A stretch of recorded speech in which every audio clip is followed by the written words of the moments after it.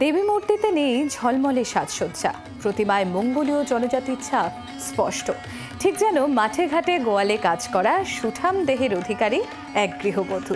উমার এই রূপ দেখা যায় বসুনিয়া পরিবারের দুর্গোৎসবে।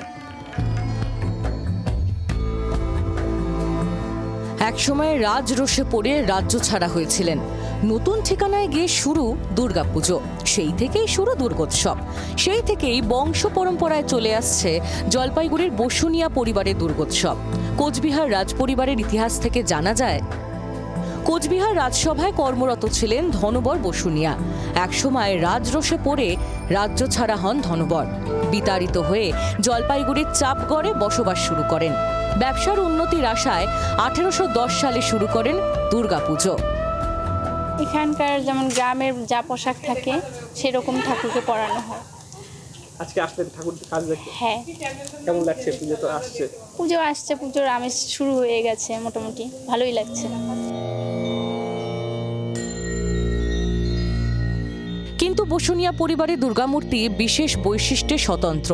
দেবী প্রতিমায় রাজবংশী গৃহবধূর মুখের আদল, পোশাকেও তেমনই ছাপ।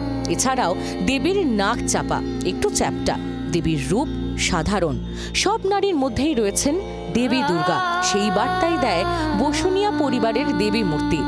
জন্মাষ্টমীর কাদা খেলার মধ্যে দিয়ে শুরু হয় পুজো।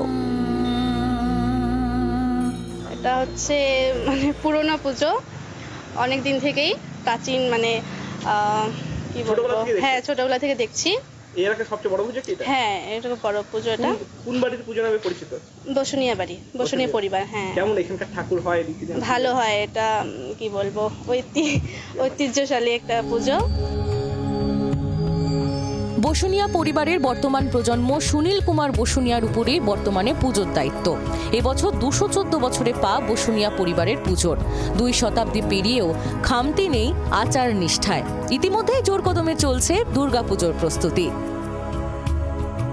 আমাদের পুজোটা শুরু হয় 1810 সালে। আমাদের এই যে পরিবারের যে আমার যে ঠাকুরদাদা মহেন্দ্রনাথ বসুনিয়া, তার ঠাকুরদাদা ধনবর বসুনিয়া এই পূজাটা সূচনা করেন। কিছু একটা পরিবর্তন আছে, যেমন নবমীর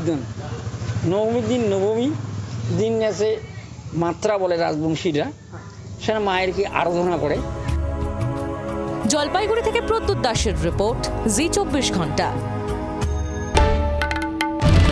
বাংলার আওয়াজ, বাঙালির আবেগ, জি 24 ঘন্টা।